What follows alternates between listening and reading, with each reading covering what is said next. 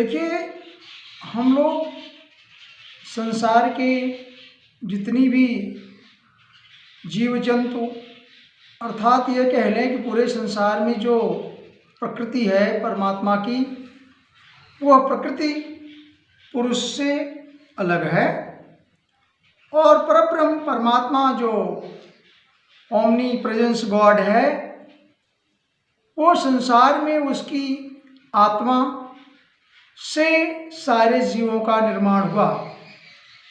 हम ये कह सकते हैं कि अगर द्वैत की थ्योरी और अद्वैत की थ्योरी पर चले जाएं तो कुछ लोगों का ये कहना है कि एक परमात्मा और दूसरी हमारी आत्मा,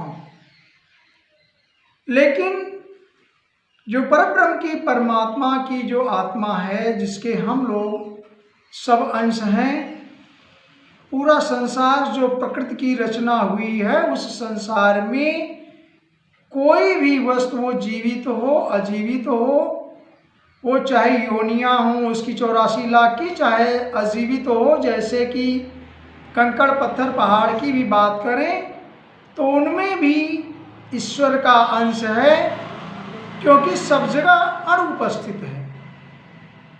एटम की थियरी में डाल्टन ने 1818 में यह निश्चित कर दिया कि smallest particle of the matter, किसी भी पदार्थ का सबसे छोटा से छोटा कण जो अणु होता है। और श्रीमद् भागवत का यह शास्त्र का संदेश है कि जो परब्रह्म परमात्मा की माया है या उसकी जो शक्तियां हैं, वो अणमादि हैं, अणुओं से बनी हुई हैं। अर्थात यह एक बात तो निश्चित होती है कि सब चीज़ें जो कॉन्स्टिट्यूट हुई हैं, सब चीज़ें जो बनी हैं, परमाणु अणुओं की रचना हुई, पदार्थों की रचना हुई, द्रव्य की रचना हुई, पहले वो सारे निर्जीव रहे हैं, फिर उसमें जीवन का विकास हुआ है और वो जीवित चीज़ें बन गई हैं। विज्ञान की थ्योरी फिर आगे ये कह देती है कि जीवों में पढ़ने पर जो लिविंग ऑर्गेनिज्म हो गए, उसके भी स्मॉलेस्ट पार्टिकल में वो एटम मॉलिक्यूल्स हैं। अर्थात ईश्वर की प्रेजेंस उपस्थिति है, यह हमको निश्चित ही मानना पड़ेगा।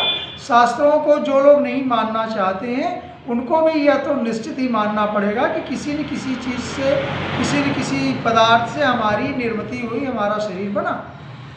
भगवान ने सिर्फ ये कह दिया कि जब हमारी प्रदान की गई आत्मा में आवरण उपस्थित हो जाता है, जिसमें अहंकार, पंच महाभूत जैसे आपने पढ़ा है शास्त्रों में, ये सब चीज़ें जब लग जाते हैं तो शरीर का निर्माण हो जाता है।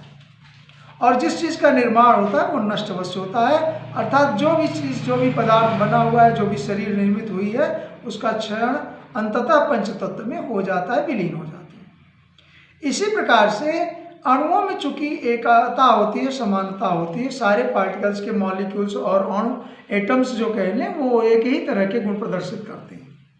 भगवान की आत्मा के बारे में ये कई बार आई है बात कि हमारी सारी संसार की जो हमारे सांसारिक जीव जो हमने प्रकृति के द्वारा रचित किया है, वह मेरी माया है। अर्थात मेरा सृष्टि में जो योगदान है, मैंने ये कंपोजिशन बढ़ाया है, बनने बनाने वाला मैं ही हूँ और उसके अंदर निहित शक्तियाँ भी मैं ही हूँ।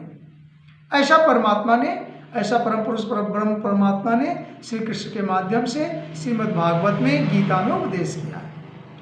अब बात आती है कि जब सब कुछ समान है तो भेद दृष्टि से हम जीव को अन्य अन्य रूपों में देखते हैं। कुत्ता, बिल्ली, मनुष्य, जीव, पौधे, ये सब विभिन्न योनियों में उत्पन्न होने के कारण हम उनको भिन्न भिन्न देखते हैं। लेकिन अगर सूर्य का प्रकाश जैसा धरती पर पड़ेगा, वैसा पदार्थों पर पड़ेगा, वैसा किसी भी जीव जंतु में, जलचर, स्थल, और ये कह लें कि पूरे आसमान में भी सूर्य का वही रोल रहता है। इसी प्रकार से जो आकाश तत्व है, सब जगह उतना ही, उसी तरह से इक्वालिटी में वो उपस्थित रहता है।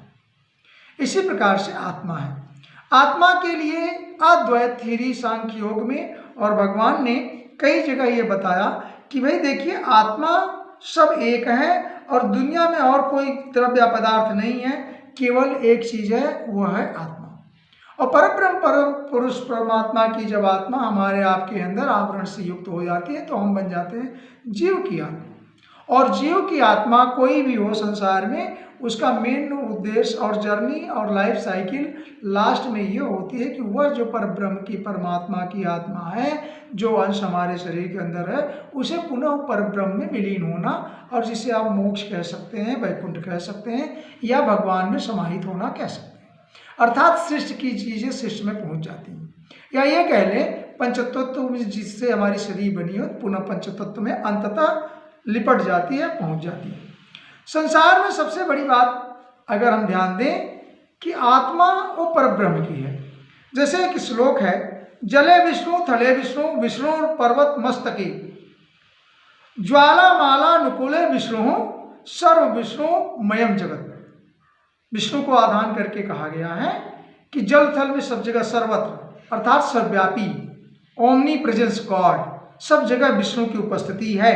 और यही नहीं, भगवान ने जो ये सभी हमारी आत्मा है, हमारे आत्मा के पार्ट हैं, ऐसा उन्होंने गीता में भी यह बात कह दिया, सर्वभूतस्तमात्मानम, सभी जीव की आत्मा मेरी है, सर्वभूतांचात्मन इच्छते योगयुक्ता सर्वतः समदर्शनम। अर्थात जो भी योगी पुरुष हैं, जो ध्यान लगाने वाले हैं, जो जानने वाले हैं, जो स्टडी करने वाले हैं, जो ज्ञानी हैं, जो तप करते हैं, अर्थात जिनको नॉलेज करना है, वो योग युक्त पुरुष सभी पदार्थों में आत्मा का होना ही देखता है। एवरीवेयर ये सोल उपस्थित है, अर्थात हमारी परमात्मा की जो आत्मा है वो उपस्थित है। और क्यों ना हो, ओमनी प्रेजेंस गॉड, या ये कह लें सब एटम से चीजें बनी हैं, एवरीथिंग, आप सभी पदार्थ अणुओं से मिलकर बने हैं, जो कि स्वयं परब्रह्म परमाणु की जो व्याख्या करी गई है, स्वयं परब्रह्म परमाणु का अंश है, परमात्मा का अंश है। और ये नहीं, उसे संसार की यथार्थता का पूर्ण ज्ञान जब हो जाता है तो वो समदर्शी बन जाता है, अर्थात एवरीवेयर हमें देखता है। और यही नहीं, सारी परिस्थितियों में मुझे देखता है, दुखे सुखे समय कृत्वा। और यही नहीं, सारी मुश्किलों में मुझे बचता है। तो चाहे वो सिद्ध पुरुष हो, चाहे वो दुष्ट प्रकृति के पुरुष हो, और चाहे वो पुरुष ना हो, केवल जीव के अंश हों, कंकड़ पत्थर पहाड़ हों, या 84 लाख में छोटी से स्मॉलेस्ट से लेकर के माइक्रो ऑर्गेनिज्म से लेकर मैक्रो तक की बात करें, सारी सृष्टि में जितनी सूक्ष्म से सूक्ष्म, सूक्ष्माति सूक्ष्म चीज़ों से, और उसका बृहद रूप जो है संसार में हवा पानी जो का पंचतत्व, आकाश सूर्य, सारी चीज़ें नीचे से लेकर ऊपर तक में केवल एक ही चीज अगर दिखती है, सर्वत्र सर्वदर्शन, सब कुछ सब एक ढंग से देखता है, और वह केवल आत्मा है। और आत्मा के बारे में केवल इतने से बात नहीं हटती कि आत्मा हम जगह हर जगह उपस्थित, सर्वत्र। गीता में भी यह बात आई है कि सब जगह आत्मा उपस्थित है, और आत्मा कभी दो हो नहीं सकती। या कहने का मतलब, जो हमने ये कह दिया आत्मा, परब्रह्म की आत्मा और हमारी आत्मा, द्वैत की जो थ्योरी है, आत्मा के कोई दो रूप नहीं है। यहाँ तक कि आत्मा के बारे में भगवान ने गीता में कहा कि जैसे एक संत पुरुष की आत्मा है, जैसे एक देवता की आत्मा है, जैसे एक पुण्य आत्मा है, उसी तरह से हम किसी पापी व्यक्ति की आत्मा को कह सकते हैं। इक्वालिटी है, समालोकता है, या कह लें कि इक्विलिब्रियम है। कहने का मतलब यह है कि पापी तो शरीर से होता है, अहंकार शरीर से होता है, मोह शरीर से होता है, क्षोभ दुष्टता या अच्छा सत्कर्म ये शरीर के भाग हैं, अंग हैं, आत्मा के नहीं। इसीलिए किसी को पूर्ण आत्मा कह देना या किसी को पाप आत्मा कह देना, दोनों ही गलत है, दोनों को प्रोनाउंसिएशन गलत है। क्योंकि केवल आत्मा है, उसके आगे न पुण्य लगता है, उसकी कोई टाइटल नहीं है। आत्मा के पीछे न तो पाप लगता है, न आगे उसके टाइटल लगती है। यही नहीं, आत्मा नश्वर है, आत्मा के पास कोई लिंग नहीं है, न वो मेल है न फीमेल है, न पुरुष की कोई अलग आत्मा है, महिला की कोई अलग आत्मा है, ऐसा कुछ नहीं है। आत्मा में कोई भेद दृष्टि है ही नहीं है। इसीलिए आत्मा के बारे में जगह जगह कहा गया कि न इसे जला सकते हैं, इमॉर्टल है, नश्वर है, न इसे चोर चुरा सकता है। कहने का मतलब हमारी और परब्रह्म परमात्मा विष्णु की आत्मा में कोई डिफरेंस नहीं है। ये अद्वैतवाद की थ्योरी है। और यही नहीं, स्वामी विवेकानंद ने लिखा, each individual soul is a part of is a part and parcel of that universal soul. Universal soul, सार्वभौमिक जो आत्मा है उसी का पार्ट हमारी आत्मा है, प्रत्येक और प्रत्येक की। कहते हैं each individual soul is the part and parcel of that universal soul which is infinite. और वह सार्वभौम आत्मा क्या है? वो अनंत है। और बात आती है there can be no infinite, there can not be two infinite. कभी दो अनंत तो हो नहीं सकता, अनंत तो एक ही हो सकता है। अर्थात अनंत से जो टुकड़ा मिला हमको वो हमारी आत्मा है। और अनंत से हमारी आत्मा आई, इसलिए अनंत तो अनंत ही रहेगा। अनंत में छेद नहीं हो जाएगा, अनंत में कमी नहीं हो जाती। समुद्र से 2 बूंद जल उठाने से समुद्र छोटा नहीं होता। इसीलिए इन्फिनिटी की जो भी डेफिनेशन है, इन्फिनिटी से कुछ भी निकाल लीजिए वो इन्फिनिटी बना रहता है। इसीलिए परब्रह्म की, परमात्मा की जो सार्वभौमिक आत्मा है, वो परब्रह्म की, परमात्मा की जो इन्फिनिटी अनंत है, जिसे हम अनंत अखंड कहते हैं, अखंड भी कहते हैं, वह आत्मा अनंत है, अखंड है। फिर भी उसका अंश हमारे अंदर है और हम इसलिए उसके साथ जब एकीकार हो जाएंगे, और इसी को ज्ञान कहते हैं। ज्ञान की परिभाषा भगवान ने कही है, जब हमारा स्वयं और परब्रह्म की आत्मा में कोई डिफरेंस न हो, जब हमारा और परब्रह्म का एकाकीकार हो जाए, एकात्मता हो जाए, अद्वैत हो जाए, तो हम परब्रह्म के समान अर्थात हम स्वयं भगवान की स्थिति में आते हैं। इस 2 भेद को नहीं रखना ही ज्ञान है और यह योग से संभव है। इतना ही नहीं, भगवान ने यह भी कहा, अब थोड़ी सी बात यह आती है कि जितने भी कई बार विद्वान शास्त्रार्थ करते करते अच्छे ज्ञान तो नहीं कर सकते उसको हम, क्योंकि वो परब्रह्म की, परमात्मा की इस अद्वैत थ्योरी को नहीं जाना, उस पर विश्लेषण नहीं किया, उस पर योग नहीं किया, उस पर अध्ययन नहीं किया शायद, इसलिए लोगों में भेद बता देते हैं। इतना ही नहीं, कई बार डिबेट्स उठता है। स्वामी स्वरूपानंद शंकराचार्य जी का भी हमने कभी सुना, धीरेन्द्र शास्त्री का भी कभी हमने सुना, और ऐसे बहुत बड़े बड़े विद्वान लोग भी कई बार तो संतों में और परमात्मा में, या ये कह लें देवता में, अंतर करने लग जाते हैं और यह विवाद का कारण बन जाता है।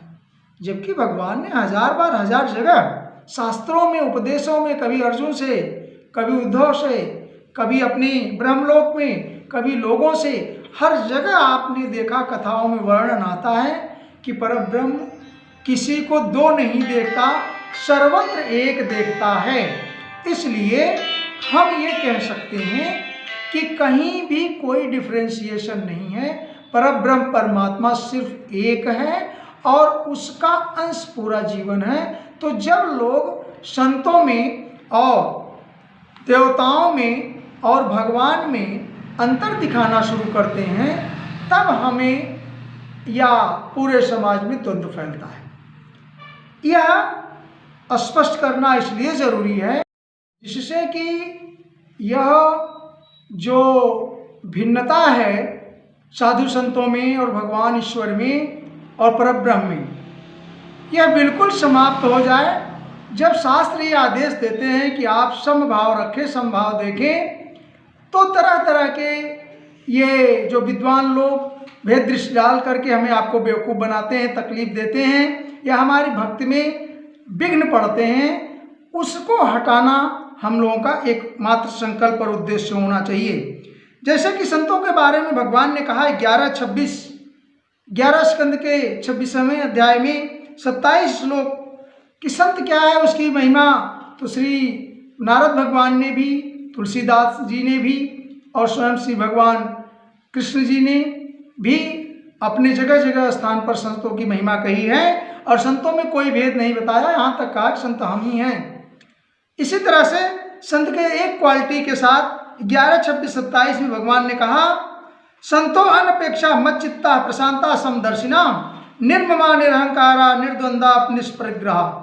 अर्थात संत जो है उसको कोई अपेक्षा नहीं है, वो मुझे हर समय अपने चित्त को मेरे में लगाए रहता है और बिल्कुल शांत है, प्रशांत है, समदर्शन है, इक्वालिटी देखता है सब जगह, और उसके अंदर कोई अहंकार नहीं है, कोई मम निर्ममा उसके अंदर कोई मोह नहीं, वे हर समय द्वंद्वों से, द्वंद्व जैसे सर्दी गर्मी या मान अपमान, या ये कह लें कि जितनी भी चीज़ डायलमा उत्पन्न करते हैं, द्वंद्व उत्पन्न करते हैं, सब में वो एक रस रहते हैं, एक शांत रहते हैं।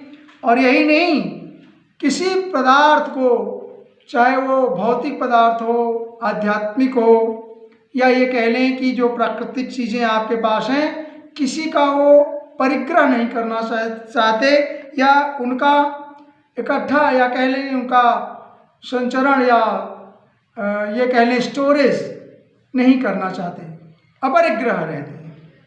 ये सारी क्वालिटी जो संत की है वो इतनी हल्की क्वालिटी नहीं है जो कि आराम से एक दूसरे के ऊपर दोषारोपण कर देते हैं हमारे आज के महात्मा या कथावाचक, कभी कभी तो आचार्य भी। तो संत कहना, भगवान ने संतों को कितनी मर्यादा दी है, और स्वयं संत बता रहे हैं, स्वयं भगवान कह रहे हैं। तो आज के ये जो लोग हैं, कई बार मैंने कहा कि एक बार ये प्रकरण उठा कि साईं भगवान संत हो सकते हैं, भगवान नहीं हो सकते।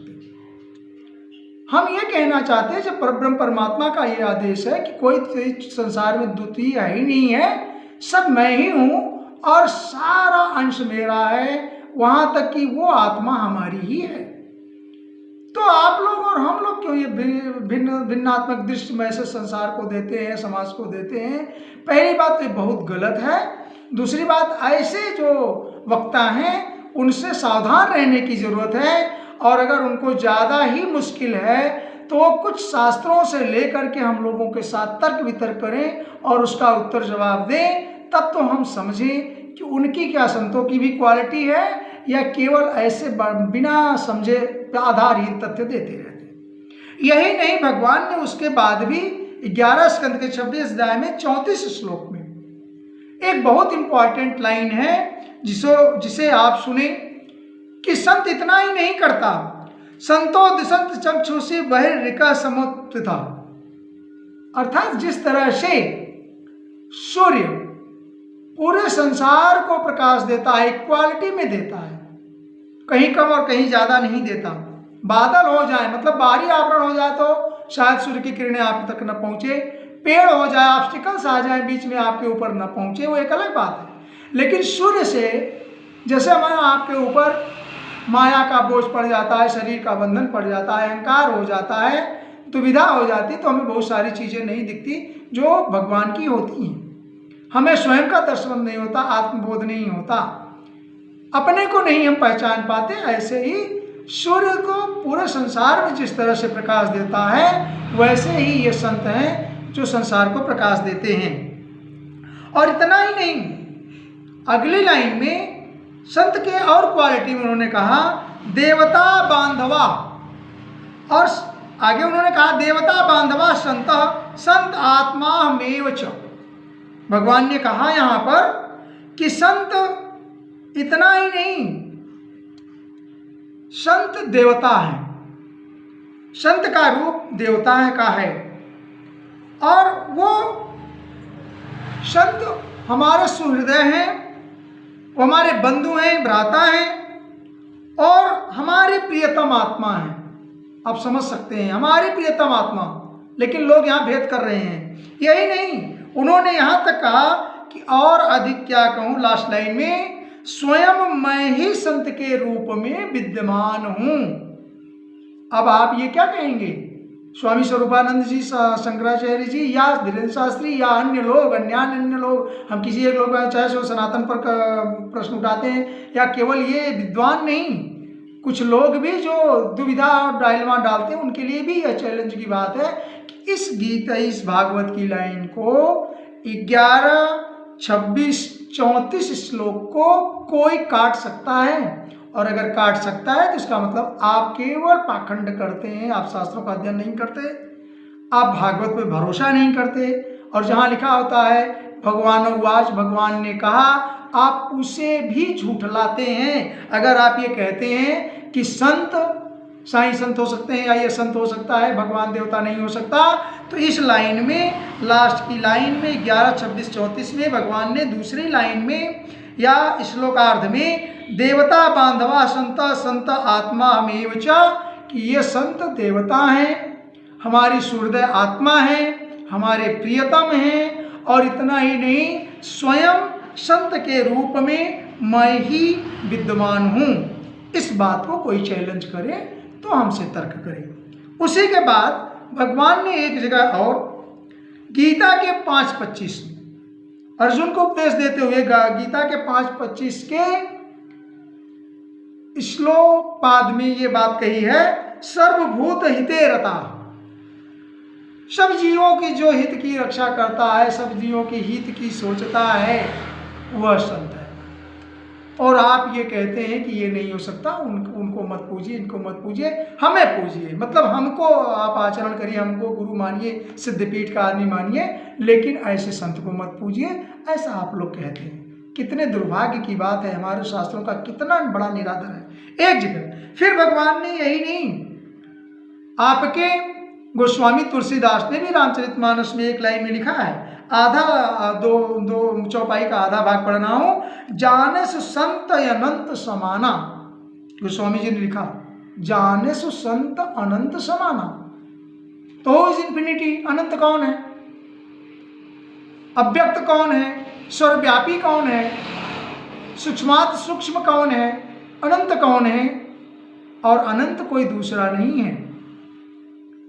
आपने यह देखा है, यद्यपि ब्रह्म अनंत अखंडा, अनुभव गम्य जप ही जैसन था। ये ब्रह्म ही अनंत है, अखंड है, और ये अनंत है, अखंड है, हर जगह उपस्थित है। और ऐसे के लिए दूसरी लाइन और ये चानस संत अनंत समान है, मतलब जो संत है वो अनंत के समान है, परब्रह्म के समान है। हम आप सभी शांत हो सकते हैं, हम आप सभी अपनी ऑब्स्टिकल्स को हटा लें तो ब्रह्म के समान हो सकते हैं, ऐसा भगवान ने हर जगह कहा। लेकिन दुविधा देने वाले लोगों को हम क्या कहेंगे, वो शास्त्रों से विहित कर्म नहीं करते, अर्थात वह शास्त्र पाप करते हैं। इतना ही, और इसके साथ संतों को प्रणाम, परब्रह्म परमात्मा को भी नमन। जय श्री कृष्ण।